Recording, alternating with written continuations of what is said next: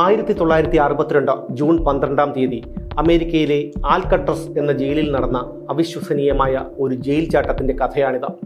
അന്നേ ദിവസം പുലർച്ചെ തടവ് പുള്ളികൾക്ക് ഉണർന്നെഴുന്നേൽക്കാനുള്ള സൈറൺ മുഴങ്ങി. എല്ലാ തടവ് പുള്ളികളും എഴുന്നേറ്റു. എന്നാൽ 3 സെല്ലുകളിലെ തടവ് പുള്ളികൾ മാത്രം അനങ്ങാതെ കിടന്നു. എഴുന്നേൽക്കാൻ അവർ കൂട്ടാക്കുന്നില്ല. ജയിൽ ജീവനക്കാർ സെല്ലുകൾക്കരികിലേക്ക് ഓടിയെത്തി. വിസിലൂതിയും ആ സെല്ലുകളിലെ തടവുകാരുടെ പേരെടുത്ത് വിളിച്ചും അവർ തടവുകാരെ ഉണർത്താൻ ശ്രമിച്ചു. എന്നിട്ടും ഫലമില്ലാതെ വന്നതോടെ ഒരു ജയിൽ ജീവനക്കാരൻ കയ്യിലിരുന്ന നീണ്ട ഇരുമ്പ് വടി കൊണ്ട് സെല്ലിൻ്റെ അഴികൾക്കിടയിലൂടെ ബെഡിൽ കിടക്കുന്ന തടവുകാരുടെ ദേഹത്ത് കുത്തി. എന്നിട്ടും അനക്കമില്ല. എന്തോ കുഴപ്പമുണ്ടെന്ന് മനസ്സിലായ ഒരു ജീവനക്കാരൻ ധൈര്യം സംഭരിച്ച് സെല്ലിൻ്റെ വാതിൽ തുറന്ന് ഉള്ളിലേക്ക് കയറി. ഉച്ചത്തിൽ ആക്രോശിച്ചുകൊണ്ട് ബെഡിൽ കിടക്കുന്ന തടവ് പുള്ളിയുടെ ദേഹത്തുണ്ടായിരുന്ന പുതപ്പ് വലിച്ചു മാറ്റി. അപ്പോഴാണ് അവർ ശരിക്കും ഞെട്ടിത്തെറിച്ചത്. അവിടെ തടവ് പുള്ളി ഇല്ലായിരുന്നു. പകരം കിടന്നത് ഒരു ഡമ്മിയായിരുന്നു. അടുത്ത 2 സെല്ലുകളിലും ഇതുതന്നെയായിരുന്നു അവസ്ഥ. എന്താണ് സംഭവിച്ചതെന്ന് ആർക്കും മനസ്സിലായില്ല. ഒരിക്കലും ഒരു തടവ് പുള്ളിക്കും രക്ഷപ്പെടാൻ കഴിയാത്തത്ര സുരക്ഷാ സംവിധാനങ്ങളുള്ള ജയിലാണ് ആൽക്കട്രസ് എന്നാണ് അമേരിക്ക ലോകത്തോട് കൊട്ടിഘോഷിച്ചിരുന്നത്. എത്ര സമർത്ഥനായ ഒരു മനുഷ്യനും ആൽക്കട്രസിൽ നിന്ന് രക്ഷപ്പെടാൻ കഴിയില്ലെന്നായിരുന്നു അന്നുവരെയുള്ള വിശ്വാസം. ആ വിശ്വാസത്തെയാണ് ഡമ്മികൾ പകരം വെച്ച് ജയിൽ ചാടിയ ആ 3 തടവ് പുള്ളികൾ തകർത്തെറിഞ്ഞിരിക്കുന്നത്. എങ്ങനെയാണ് തടവ് പുള്ളികൾ രക്ഷപ്പെട്ടത് എന്നറിയാനായി ജയിൽ അധികൃതരുടെ അടുത്ത ശ്രമം. സെല്ലിനകത്ത് കടന്ന ജയിൽ ഉദ്യോഗസ്ഥർ സൂക്ഷ്മമായി സെല്ലിനകം പരിശോധിക്കാൻ തുടങ്ങി. അപ്പോഴാണ് അവർ ഒരു കാര്യം കണ്ടെത്തിയത്.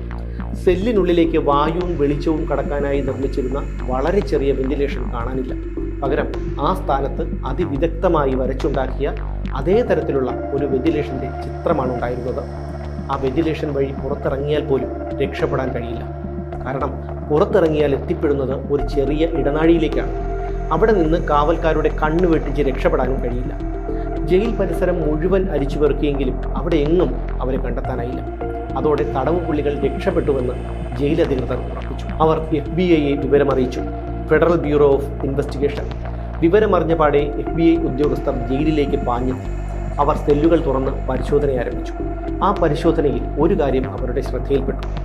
അലൻ ബെസ്റ്റ് എന്ന തടവ് പുള്ളിയുടെ സെല്ലിൽ ഒരു വെന്റിലേഷൻ്റെ ചിത്രം ഒട്ടിച്ചിരിക്കുന്നു. അത് ഇളക്കി നോക്കിയപ്പോൾ രക്ഷപ്പെട്ട തടവ് പുള്ളികളുടെ സെല്ലുകളിൽ കണ്ടതുപോലെ ഒരാൾക്ക് നുഴഞ്ഞു കയറാൻ പാകത്തിൽ ഒരു ദ്വാരമുണ്ടാക്കിയിരിക്കുന്നു. എന്നാൽ അലൻ ബെസ്റ്റ് സെല്ലിനുള്ളിൽ തന്നെ ഉണ്ടായിരുന്നു. FBI ഉദ്യോഗസ്ഥർ അലൻ ബെസ്റ്റിനെ ചോദ്യം ചെയ്യാൻ തുടങ്ങി. അയാളിൽ നിന്ന് ഞെട്ടിപ്പിക്കുന്ന ചില വിവരങ്ങൾ അവർക്ക് കിട്ടി. ഫ്രാങ്ക് മോറിസ് എന്ന അതിസമർത്ഥനായ ഒരു കുറ്റവാളിയുടെ തലയിൽ ഉദിച്ച എസ്കേപ്പ് ഫ്രം ആൽക്കട്രസ് എന്ന പദ്ധതിയായിരുന്നു ആ ജയിൽ ചാട്ടം. അലൻ ബെസ്റ്റും രക്ഷപ്പെടാൻ പദ്ധതിയിട്ടിരുന്നെങ്കിലും നിർഭാഗ്യം കൊണ്ട് അയാൾക്കതിന് കഴിഞ്ഞില്ല. മാസങ്ങൾ നീണ്ടുനിന്ന ആ ജയിൽ ചാട്ടം എങ്ങനെ ആസൂത്രണം ചെയ്ത് നടപ്പിലാക്കി എന്ന് അലൻ ബെസ്റ്റ് വിവരിക്കുമ്പോൾ FBI ഉദ്യോഗസ്ഥർ അത് കേട്ട് അന്തം വിട്ടിരുന്നു. അതീവ സുരക്ഷയുള്ള ഈ ജയിലിൽ നിന്ന് എങ്ങനെയാണ് തടവ് പുള്ളികൾ രക്ഷപ്പെട്ടത്? എന്തുകൊണ്ടാണ് അലൻ ബെസ്റ്റിന് മറ്റു 3 പേരോടൊപ്പം രക്ഷപ്പെടാൻ കഴിയാതിരുന്നത്? ജയിൽ ചാടിയ 3 പേർക്കും പിന്നീട് എന്ത് സംഭവിച്ചു നോക്കാം. മറ്റു ജയിലുകളിൽ പാർപ്പിക്കാതിരിക്കാൻ തക്ക വിധം അപകടകാരികളായ തടവ് പുള്ളികളെ പാർപ്പിക്കുന്നതിനായി അമേരിക്ക നിർമ്മിച്ചതായിരുന്നു ആൽക്കട്രസ് ജയിൽ. ആൽക്കട്രസ് ജയിലിലെ നിയമങ്ങളും അതിൻ്റെ നിർമ്മിതിയും അത്രമാത്രം ഉറപ്പുള്ളതായിരുന്നു. അങ്ങനെ പറയാനൊരു കാരണവുമുണ്ട്. അമേരിക്കയിലെ സാൻ ഫ്രാൻസിസ്കോയിൽ നിന്ന് ഏകദേശം 2 മൈൽ ദൂരെയുള്ള ദ്വീപാണ് ആൽക്കട്രസ്. ഈ ദ്വീപിലെ 12 ഏക്കർ സ്ഥലത്താണ് ജയിൽ നിർമ്മിച്ചിരുന്നത്. ദ്വീപിൻ്റെ പേര് തന്നെയായിരുന്നു ജയിലിനും അധികൃതർ നൽകിയത്. ശിക്ഷാ കാലാവധി കഴിഞ്ഞാലല്ലാതെ ഒരാൾക്ക് പോലും ആൽക്കട്രസിൽ നിന്ന് രക്ഷപ്പെടാൻ കഴിയില്ല എന്നായിരുന്നു അധികൃതരുടെ വിശ്വാസം. വെറുതെ അങ്ങ് പറയുകയല്ല, അത്രയധികം സുരക്ഷാ സംവിധാനങ്ങളാണ് ആ ജയിലിൽ ഒരുക്കിയിരുന്നത്. ജയിലിൽ നിന്ന് അടുത്തുള്ള കരയിലേക്ക് എത്തണമെങ്കിൽ കടലിലൂടെ 1.5 മൈൽ സഞ്ചരിക്കണം. എന്ന് മാത്രമല്ല, ആഞ്ഞടിക്കുന്ന തിരമാലകളും അതികഠിനമായ തണുപ്പും ആ കടലിൻ്റെ പ്രത്യേകതകളായിരുന്നു. അതുകൊണ്ട് തന്നെ ജയിൽ ചാടിയാൽ പോലും രക്ഷപ്പെടുക അസാധ്യം. അതികഠിനമായ തണുപ്പടിച്ചാൽ ശരീരം ഹൈപ്പതെർമിയ എന്ന അവസ്ഥയിലേക്കെത്തും. ഈ അവസ്ഥയിലേക്ക് എത്തിയാൽ ബോധം നഷ്ടപ്പെടാനും പിന്നീട് മരണം സംഭവിക്കാനും സാധ്യത കൂടുതലാണ്. ഇത് മാത്രമല്ല, കൂറ്റൻ സ്രാവുകളുടെ വിഹാരകേന്ദ്രം കൂടിയാണ് ഈ കടലിടുക്ക്. എത്ര ആരോഗ്യമുള്ള ഒരാളാണെങ്കിലും ഇത്രയും കഠിനമായ തണുപ്പത്ത് 1.5 മൈലോളം അപകടകാരികളായ സ്രാവുകൾക്കിടയിലൂടെ നീന്തി രക്ഷപ്പെടുന്നത് ചിന്തിക്കാൻ പോലും കഴിയുന്നതല്ല. തടവുകാർക്ക് കുളിക്കാനായി ചൂടുവെള്ളമാണ് ആൽക്കട്രസ് ജയിലിൽ നൽകിയിരുന്നത്. അതിനൊരു കാരണവും ഉണ്ടായിരുന്നു. നിരന്തരം ചൂടുവെള്ളത്തിൽ കുളിക്കുന്ന തടവു പുള്ളികൾ ആരെങ്കിലും രക്ഷപ്പെടാൻ ശ്രമിച്ചാൽ കടലിൽ ചാടി നീന്തുമ്പോൾ അവരുടെ ശരീരത്തിന് കടൽ വെള്ളത്തിൻ്റെ തണുപ്പ് താങ്ങാൻ കഴിയാതെ വരികയും അങ്ങനെ മുങ്ങി മരിക്കുകയും ചെയ്യണം. ഈ കാരണം കൊണ്ടാണ് തടവ് പുള്ളികൾക്ക് കുളിക്കാനായി ചൂടുവെള്ളം നൽകിയിരുന്നത്. ജയിലിന് ചുറ്റും കനത്ത കോൺക്രീറ്റ് മതിലുകളും അതിനു മുകളിൽ കൂർത്ത ഇരുമ്പ് കമ്പികളോട് കൂടിയ സുരക്ഷാ വേലിയും ഉണ്ടായിരുന്നു. ഇത് മാത്രമല്ല, ജയിലിൻ്റെ 4 ചുറ്റും ഉയരമുള്ള ടവറിന് മുകളിൽ യന്ത്രത്തോക്കുമായി 24 മണിക്കൂറും പോലീസുകാർ കാവലുമുണ്ടായിരുന്നു. ആരെങ്കിലും രക്ഷപ്പെടാൻ ശ്രമിച്ചാൽ അവരെ വെടിവെച്ചു കൊല്ലാനുള്ള അധികാരം ആ പോലീസുകാർക്കുണ്ടായിരുന്നു. ജയിലിനുള്ളിലും ശക്തമായ സുരക്ഷയുണ്ടായിരുന്നു. 3 ബ്ലോക്കുകളുള്ള ആൽക്കട്രസ് ജയിലിൻ്റെ വരാന്തയിൽ സദാസമയവും 15ഓളം ഉദ്യോഗസ്ഥരുണ്ടാകും. സെല്ലുകളിൽ മുന്നറിയിപ്പില്ലാതെയുള്ള പരിശോധന വേറെയും. 600 പേരെ പാർപ്പിക്കാൻ ശേഷിയുള്ള ആൽക്കട്രസ് ജയിലിൽ ആ സമയത്ത് 250 പേർ മാത്രമേ ഉണ്ടായിരുന്നുള്ളൂ. ആൽക്കട്രസ് ജയിൽ നിർമ്മിച്ചതിനു ശേഷം 30 കൊല്ലങ്ങൾക്കിടയിൽ 14 ശ്രമങ്ങളിലായി 36 തടവ് പുള്ളികൾ ജയിൽ ചാടാൻ ശ്രമിച്ചിട്ടുണ്ട്. അതിൽ 23 പേർ പിടിക്കപ്പെടുകയും 6 പേർ വെടിയേറ്റ് മരിക്കുകയും 7 പേർ കടലിൽ മുങ്ങി മരിക്കുകയും ചെയ്തു. 1962 ജൂൺ 11-ാം തീയതി രാത്രി 10:30 ഫ്രാങ്ക് മോറിസും ഇരട്ട സഹോദരന്മാരായ ക്ലാരൻസ് ആംഗ്ലിനും ജോൺ ആംഗ്ലിനും ഈ ജയിൽ ചാടി രക്ഷപ്പെട്ടു. കുപ്രസിദ്ധമായ ഈ ജയിൽ ചാട്ടത്തിൻ്റെ മാസ്റ്റർ ബ്രെയിൻ ഫ്രാങ്ക് മോറിസ് ആയിരുന്നു. 11-ാം വയസ്സിൽ അച്ഛനമ്മമാർ ഉപേക്ഷിച്ച ഫ്രാങ്ക് മോറിസ് പിന്നീട് വളർന്നത് തെരുവിലായിരുന്നു. അവൻ്റെ 13-ാമത്തെ വയസ്സിലാണ് ഫ്രാങ്ക് മോറിസിനെതിരെ ആദ്യത്തെ കേസ് രജിസ്റ്റർ ചെയ്യപ്പെടുന്നത്. അനധികൃതമായി തോക്ക് കൈവശം വയ്ക്കുകയും തോക്ക് ചൂണ്ടി പണം പിടിച്ചു പറിക്കുകയും മയക്കുമരുന്ന് കച്ചവടം നടത്തുകയും ചെയ്തതടക്കം നിരവധി കേസുകളിൽ ഫ്രാങ്ക് മോറിസ് പ്രതിയായി. പക്ഷേ ഇയാൾ ചെയ്യുന്ന കുറ്റകൃത്യങ്ങളുടെ എണ്ണവും തീവ്രതയും കൂടി വന്നതേയുള്ളൂ. ഒടുവിൽ ഒരു ബാങ്ക് കവർച്ചയ്ക്കിടയിൽ ഫ്രാങ്ക് മോറിസ് പോലീസിൻ്റെ പിടിയിലായി. അയാളെ അമേരിക്കയിലെ അങ്കോള ജയിലിലേക്ക് അയച്ചു. അതീവ സുരക്ഷയുള്ള അങ്കോള ജയിൽ അറിയപ്പെട്ടിരുന്നത് ആൽക്കാട്രസ് ഓഫ് സൗത്ത് എന്നായിരുന്നു. ഒരുപാട് നാളുകൾ കഴിഞ്ഞില്ല, സെല്ലിനുള്ളിൽ ഒരു തുരങ്കമുണ്ടാക്കി ഫ്രാങ്ക് മോറിസ് രക്ഷപ്പെട്ടു. ജയിൽ ചാടിയ അയാൾ വീണ്ടും കുറ്റകൃത്യങ്ങളിൽ ഏർപ്പെട്ടു. 1 വർഷത്തിനിടയിൽ അയാൾ വീണ്ടും പോലീസിൻ്റെ പിടിയിലായി. തങ്ങൾ പിടികൂടിയത് 1 കൊല്ലം മുൻപ് അങ്കോള ജയിൽ ചാടിയ ഫ്രാങ്ക് മോറിസ് ആണെന്ന് പോലീസുകാർ തിരിച്ചറിഞ്ഞു. അങ്ങനെയാണ് സുരക്ഷയുടെ അവസാന വാക്കായ ആൽക്കാട്രസിലേക്ക് അയാൾ എത്തിപ്പെടുന്നത്. മോഷണവും പിടിച്ചുപറിയുമൊക്കെ നടത്തുന്നതിനിടയിലാണ് ഇരട്ട സഹോദരന്മാരായ ക്ലാരൻസ് ആംഗ്ലിനും ജോൺ ആംഗ്ലിനും പോലീസിൻ്റെ പിടിയിലാകുന്നതും 20 വർഷം ശിക്ഷിക്കപ്പെട്ട് ജയിലിലാകുന്നതും. ശിക്ഷ അനുഭവിച്ചു കൊണ്ടിരിക്കുമ്പോൾ ഇവർ ജയിൽ ചാടാൻ ശ്രമിക്കുകയും പോലീസിൻ്റെ പിടിയിലാവുകയും ചെയ്തു. അങ്ങനെയാണ് ഇരുവരും ആൽക്കാട്രസ് ജയിലിൽ എത്തിപ്പെടുന്നത്. ഒരു കാർമോഷണ കുറ്റത്തിൽ പിടിക്കപ്പെട്ട് ജയിലിലാവുകയും ജയിൽ ചാടാനുള്ള ശ്രമത്തിനിടയിൽ പിടിക്കപ്പെടുകയും ചെയ്ത അലൻ ബെസ്റ്റ് എന്ന കുറ്റവാളിയും ആൽക്കാട്രസിലെത്തി. ആൽക്കാട്രസിൽ ഓരോ തടവ് പുള്ളികളെയും ഓരോ ചെറിയ സെല്ലുകളിലാണ് പാർപ്പിച്ചിരുന്നത്. ഇവർക്കായി കളിസ്ഥലങ്ങളും ലൈബ്രറിയും ഒക്കെ ഇവിടെ ഉണ്ടായിരുന്നു. എന്നു മാത്രമല്ല, തടവ് പുള്ളികൾക്ക് ജയിലിൽ ജോലി ചെയ്ത് വരുമാനമുണ്ടാക്കാനുള്ള സംവിധാനവും അധികൃതർ ഒരുക്കിയിരുന്നു. പെയിന്റിങ്ങും ഇലക്ട്രിക്കൽ ജോലികളും പ്ലംബിങ്ങും വെൽഡിങ്ങും എല്ലാം തടവ് പുള്ളികളാണ് ചെയ്തിരുന്നത്. അലൻ ബെസ്റ്റിനാകട്ടെ ഇത്തരത്തിലുള്ള മിക്ക പണികളും നന്നായി അറിയാമായിരുന്നു. ഈ 4 പേരും ജയിലിനുള്ളിൽ വെച്ച് വളരെ വേഗം സൗഹൃദത്തിലായി. അങ്ങനെയിരിക്കെ ഒരു ദിവസം ഫ്രാങ്ക് മോറിസ് ജയിൽ ചാടാനുള്ള ഒരു പദ്ധതി കൂട്ടുകാരുടെ മുന്നിൽ അവതരിപ്പിച്ചു. സെല്ലിനുള്ളിലെ വെന്റിലേറ്റർ തുരന്ന് അതുവഴി പുറത്തെ ഇടനാഴിയിൽ ഇറങ്ങി കാവൽക്കാരുടെ കണ്ണു വെട്ടിച്ച് പൈപ്പിലൂടെ വലിഞ്ഞുകയറി ജയിലിന് മുകളിലെത്തണം. അതിനുശേഷം മറ്റൊരു പൈപ്പ് വഴി ജയിലിന് പുറത്തെത്തി മതിൽ ചാടി കടൽക്കരയിലെത്താം. പിന്നീട് സ്വന്തമായി നിർമ്മിച്ച ബോട്ടിൽ മറുകരയിലെത്തണം. ഇതായിരുന്നു ഫ്രാങ്ക് മോറിസ് കൂട്ടുകാരുടെ മുന്നിൽ അവതരിപ്പിച്ച പദ്ധതി. എന്നാൽ അതത്ര എളുപ്പമായിരിക്കില്ലെന്ന് അവർക്ക് തോന്നി. കാരണം ആദ്യം പുറത്തു കടക്കേണ്ടത് സെല്ലിൽ നിന്നാണ്. തങ്ങളുടെ ശരീരം പുറത്തേക്ക് കടക്കാൻ തക്ക വിധത്തിലുള്ള ഒരു ദ്വാരം നിർമ്മിക്കുകയാണ് ആദ്യം ചെയ്യേണ്ടത്. അതിനായി വെന്റിലേറ്റർ ഇളക്കി മാറ്റണം. 18 ഇഞ്ച് കനമുള്ള കോൺക്രീറ്റ് ഭിത്തിയിലാണ് ഈ വെന്റിലേറ്റർ പിടിപ്പിച്ചിരിക്കുന്നത്. ഇതൊക്കെ എങ്ങനെ പ്രാവർത്തികമാക്കുമെന്നായി അവരുടെ അടുത്ത ചിന്ത. എന്നാൽ ഇതിനൊക്കെയുള്ള പദ്ധതി ഫ്രാങ്ക് മോറിസിൻ്റെ കൈവശമുണ്ടായിരുന്നു. അതയാൾ കൂട്ടുകാരോട് വിശദീകരിച്ചു. സദാസമയവും സെല്ലുകളുടെ മുന്നിൽ കൂടി പാറാവുകാർ ഉലാത്തും. അതുകൊണ്ട് തന്നെ ഭിത്തി തുരക്കാൻ കഴിയില്ല. പാറാവുകാർ ശബ്ദം കേൾക്കും. അതിനുള്ള ഉപായവും ഫ്രാങ്ക് മോറിസിൻ്റെ കയ്യിലുണ്ടായിരുന്നു. അവർ അടുക്കളയിൽ നിന്ന് കുറച്ച് സ്പൂണുകൾ വസ്ത്രത്തിനുള്ളിൽ ഒളിപ്പിച്ച് സെല്ലിലെത്തിച്ചു. പിന്നീട് കാർഡ്ബോർഡുകളും പണി കഴിഞ്ഞ് മിച്ചം വന്ന പെയിൻറ്റും സെല്ലിലേക്ക് ഒളിപ്പിച്ചു കടത്തി. കാർഡ്ബോർഡിൽ പെയിൻറ്റ് കൊണ്ട് വെന്റിലേറ്ററിൻ്റെ ചിത്രം വരച്ചു. പിന്നീട് സെല്ലിനുള്ളിലെ വെന്റിലേറ്ററുകൾ തുരക്കാൻ ശ്രമം തുടങ്ങി. തുരക്കുന്ന ശബ്ദം പുറത്തു കേൾക്കാതിരിക്കാനായി വിനോദത്തിനായി അനുവദിച്ചിരിക്കുന്ന സമയം അവർ തിരഞ്ഞെടുത്തു. ചെറിയ ബഹളങ്ങൾക്കിടയിൽ ഭിത്തി തുരക്കുന്ന ശബ്ദം കേൾക്കാതിരിക്കാനായിരുന്നു ഈ സമയം തിരഞ്ഞെടുത്തത്. ഈ സമയം ഇടനാഴിയിലൂടെ ആരെങ്കിലും വരുന്നുണ്ടോ എന്ന് നോക്കാനായി ഒരാൾ സെല്ലിൻ്റെ മുന്നിൽ കാവൽ നിൽക്കും. മറ്റു 2 പേർ പിയാനോയും വയലിനുമൊക്കെ ഉച്ചത്തിൽ വായിക്കും. ഈ സമയം 4-മൻ സ്പൂണുകൾ കൊണ്ട് കോൺക്രീറ്റ് പതിയെ തുരക്കും. അപ്പോഴെങ്ങാനും പാറാവുകാരിൽ ആരെങ്കിലും വരുന്നത് കണ്ടാൽ സെല്ലിന് മുന്നിൽ കാവൽ നിൽക്കുന്നയാൾ കൂട്ടുകാർക്ക് സിഗ്നൽ നൽകും. ഈ സിഗ്നൽ കിട്ടിക്കഴിഞ്ഞാൽ കാർഡ്ബോർഡിൽ വരച്ചു ചേർത്ത വെന്റിലേറ്റർ ഭിത്തിയിൽ യഥാസ്ഥാനത്ത് ഉറപ്പിച്ച് ഒന്നും അറിയാത്തതുപോലെ നിൽക്കും. മാസങ്ങളോളം എടുത്താണ് ഇവർ ഭിത്തി തുറന്ന് വെന്റിലേറ്റർ മാറ്റുകയും ആ സ്ഥാനത്ത് കാർഡ്ബോർഡിൽ വരച്ചു ചേർത്ത വെന്റിലേറ്റർ ഉറപ്പിക്കുകയും ചെയ്തത്. തങ്ങളുടെ പദ്ധതി വിജയിച്ചാലും പിടിക്കപ്പെടാനുള്ള ഒരു സാധ്യത അവർ മുൻകൂട്ടി കണ്ടു. രാത്രി തടവുപുള്ളികൾ ഉറങ്ങുന്ന സമയം മുതൽ പുലർച്ചെ ഉണരുന്ന സമയം വരെ ഉലാത്തിക്കൊണ്ട് പാറാവുകാർ എല്ലാ സെല്ലുകളെയും വീക്ഷിച്ച് ഇടനാഴികളിലൂടെ അങ്ങോട്ടും ഇങ്ങോട്ടും നടക്കും. ഇതിനെ അതിജീവിക്കാനും ഫ്രാങ്ക് മോറിസ് തന്നെ വഴി കണ്ടെത്തി. അതിങ്ങനെയായിരുന്നു. തടവുകാർക്കുള്ള തലയിണയും ബെഡ്ഷീറ്റും മറ്റും ഉപയോഗിച്ച് മനുഷ്യരൂപത്തിന് സമാനമായ ഒരു ഡമ്മി ഉണ്ടാക്കുക. ജയിലിലെ ബാർബർ ഷോപ്പിൽ നിന്ന് മുടി കൊണ്ടുവന്ന് ആ ഡമ്മികളുടെ തലയുടെ സ്ഥാനത്ത് പിടിപ്പിക്കുക. എന്നിട്ട് അതിനെ ബെഡിൽ കിടത്തുക. രാത്രി സെല്ലിന് മുന്നിലൂടെ നടക്കുന്ന പാറാവുകാർക്ക് എന്തെങ്കിലും സംശയം തോന്നി ടോർച്ച് തെളിച്ച് നോക്കിയാൽ തന്നെ പെട്ടെന്ന് കാര്യം പിടികിട്ടില്ല. ഇതായിരുന്നു ഫ്രാങ്ക് മോറിസിന്റെ പദ്ധതി. അങ്ങനെ 6-7 മാസങ്ങളെടുത്ത് ഭിത്തിയിലെ വെന്റിലേറ്ററുകൾ തുറന്നു മാറ്റി പകരം കാർഡ്ബോർഡിൽ വരച്ചു ചേർത്ത വെന്റിലേറ്ററിന്റെ ചിത്രം ഒട്ടിക്കുകയും തങ്ങൾക്ക് പകരം ബെഡിൽ കിടത്താനുള്ള ഡമ്മി നിർമ്മിക്കുകയും ചെയ്തു. ഒരു ദിവസം രാത്രി പദ്ധതി വിജയിക്കുമോ എന്ന് പരീക്ഷിക്കാനായി ഫ്രാങ്ക് മോറിസ് വെന്റിലേറ്ററിന്റെ ചിത്രം എടുത്തുമാറ്റി ആ ദ്വാരത്തിലൂടെ നുഴഞ്ഞ് അപ്പുറത്തെത്തി. അയാൾ എത്തിപ്പെട്ടത് ഒരു ഇടനാഴിയിലേക്കായിരുന്നു.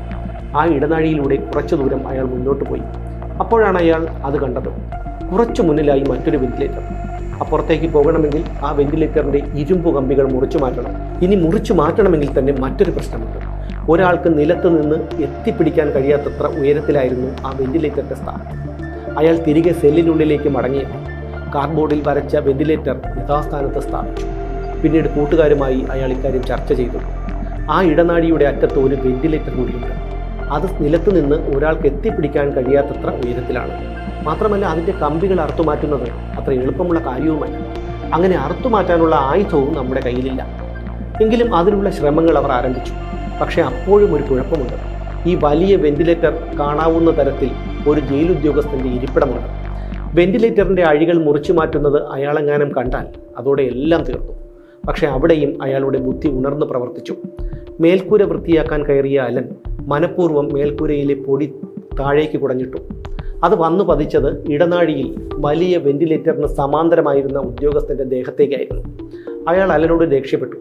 പൊടി താഴേക്ക് വീഴാതിരിക്കാൻ എന്ന പോലെ ഒരു ബ്ലാങ്കറ്റ് എടുത്ത് അലൻ ബ്ലോക്കിൻ്റെ മേൽക്കൂര മറച്ചു വെച്ചു.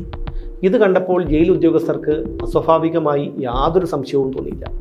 പിന്നീട് അവർ ചെയ്തത് ജയിലിൽ നിന്ന് കിട്ടിയ പഴയ ഫാനിൻ്റെയും വാക്വം ക്ലീനറിൻ്റെയും ഒക്കെ ചില ഭാഗങ്ങൾ ഉപയോഗിച്ച് വെന്റിലേറ്ററിൻ്റെ കമ്പി മുറിക്കാനുള്ള താൽക്കാലികമായൊരു ഉപകരണം ഉണ്ടാക്കുകയായിരുന്നു. അന്ന് രാത്രി 3 പേർ ഭിത്തി തുറന്നുണ്ടാക്കിയ ദ്വാരത്തിലൂടെ ഇടനാഴിയിലേക്ക് ഇറങ്ങി. 2 പേർ ചേർന്ന് മൂന്നാമനെ ഉയർത്തിപ്പിടിച്ചു. മൂന്നാമനാകട്ടെ താൽക്കാലികമായി ഉണ്ടാക്കിയ ഉപകരണം കൊണ്ട് വലിയ വെന്റിലേറ്ററിൻ്റെ അഴികൾ മുറിച്ചു മാറ്റി. പിന്നീട് 3 പേരും സെല്ലുകളിലേക്ക് തിരിച്ചു പോന്നു. അപ്പോഴും ഒരു പ്രശ്നം ബാക്കി നിന്നു.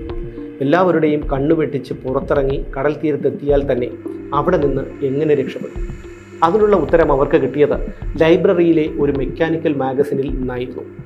ആ മാഗസിനിൽ ലൈഫ് ജാക്കറ്റും ചങ്ങാടവും ഒക്കെ നിർമ്മിക്കുന്നതിനെക്കുറിച്ചുള്ള ഒരു ലേഖനമുണ്ടായിരുന്നു.